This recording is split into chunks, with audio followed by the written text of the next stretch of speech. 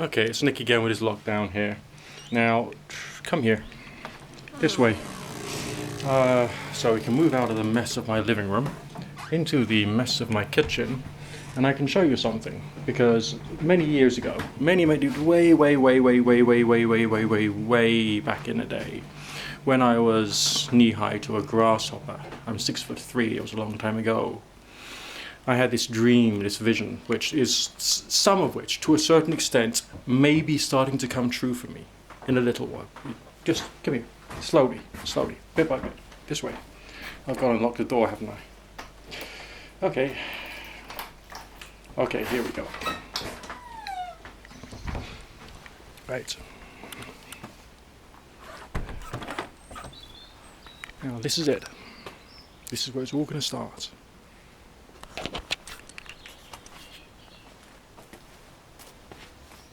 Okay.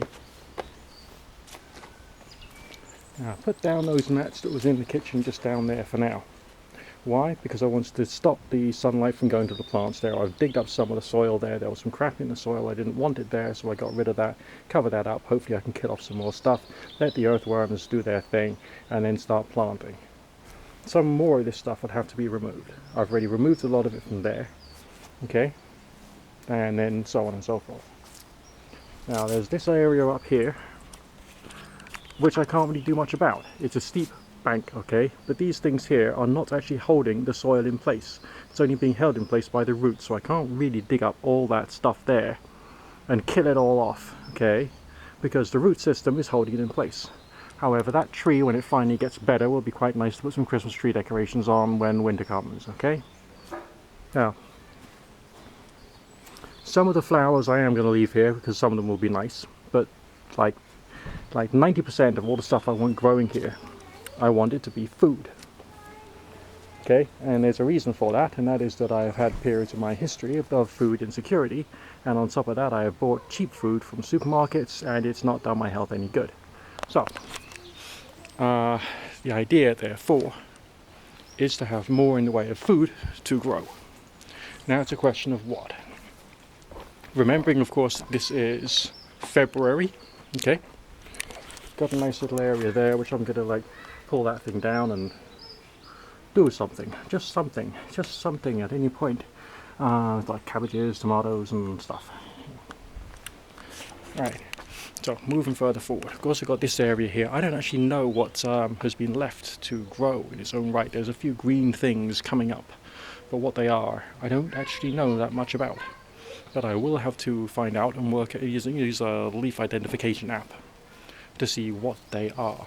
And if I don't want them, then the whole lot will get dug up.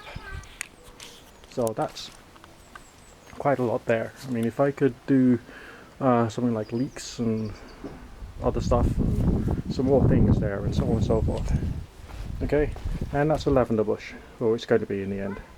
So let's start looking inside here, because I put some seeds into pots. I don't know if you're able to see anything in here. It's going to be rather dark.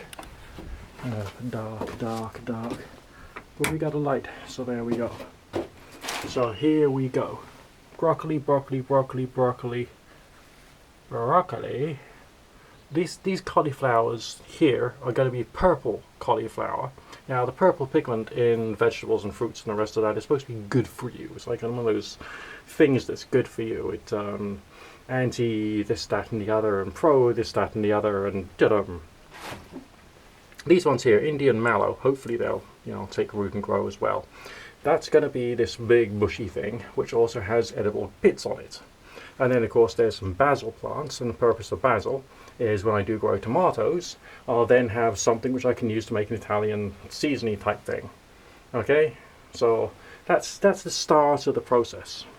Okay, not quite complete off-grid living, yes I know, but on the other hand it's a start and it's going to be food.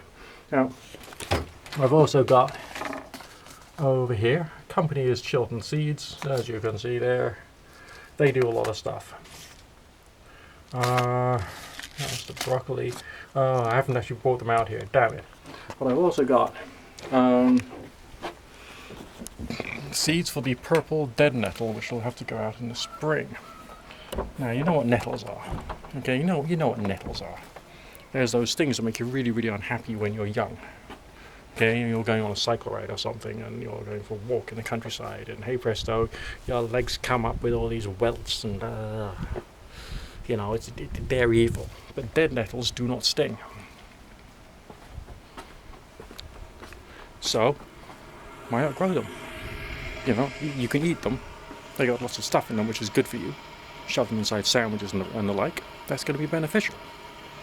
So this is like the start of the project. Now, okay, there are flowers here. I like flowers. Flowers are nice, but maybe not. Okay, it'd be good to leave a couple of the roses here. I think these are rose bushes. They will actually look nice. And what you can do with the rose, I think you actually use the rose hips in like teas and things, and the rose petals could actually be used for flavouring things. And also, let's be honest, they just look nice. So maybe having some things which are ornamental is good, but I want the rest of the stuff to be more functional. Because the idea of like walking out in the spring and just picking something and eating it would be quite nice, or just like shoving it into my very cheap high-speed blender. I haven't got a Vitamix. You know why? Because it's a bunch of upper middle class wank bollocks, and you can get the same variety of performance from something from AliExpress, which costs you like 1/6 of the price or less. Won't last as long, but they got these like 6-year warranties on the fucking Vitamix. You know what? You know what's so good about that? Nothing. Because you can buy a cheap one for less than £100, and it'll last you a year. So you might as well just carry on doing that and giving them to the recycling people to recycle the components of it. Still do the same good, and it'll save you in terms of cash flow. Just all these like upper middle class people who just go on about having a Vitamix because they can afford it. It's conspicuous consumption. It's useless. Anyway, what else? Some of the grass area will be useful because you actually put a little bit of grass in a green smoothie as well. The lawn stuff. Okay, the stuff on the lawn. But I'll just have to. Not much. You're not going to turn into a horse. Okay, you're not. I'm not going to turn into a horse. You want to turn into a horse? Great, you turn into a horse. You go and just go on all fours and munch the stuff, going from field to field, just munch. I'm not doing that. No. Little bit. A few blades. To add a bit of flavour and goodness to what I'm eating. Then it's just a question of how much further I want to take the project. Because, like, I'm reading this, dipping into this book, right? It's called All You Can Eat in 3 Square Feet. And it's the kind of stuff which a would-be environmental, healthy person like myself would want to do. Because what it does is it teaches you how to use small spaces in a much more efficient way when you want to grow things, which is what I want to do. So there's a kind of like a themey thing going on here, really, though, isn't there? Right? I may have got older. Okay, in many respects I may have grown and become a better person. In many respects I may have lost a certain percentage of all the idealism I had when I was a child. But let's be honest, not that much. Okay? Some people, right, they change. They change dramatically. They start off being a well-meaning hippie, and then they become the most evil, screwed up, messed up capitalist scum you could ever hope to meet. Alright?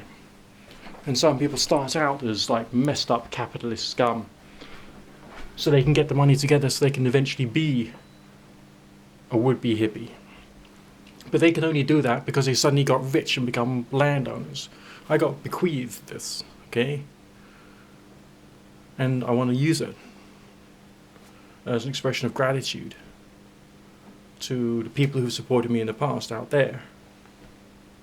Okay? To bring about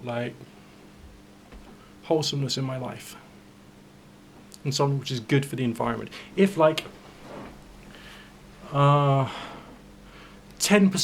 right, of all the food which you eat in a year, just 10% of it has a 0 carbon transportation costs? How much would that lower your carbon footprint? Okay. Anyway, it's enough of me just like showing you where I am at the moment. Look after yourself.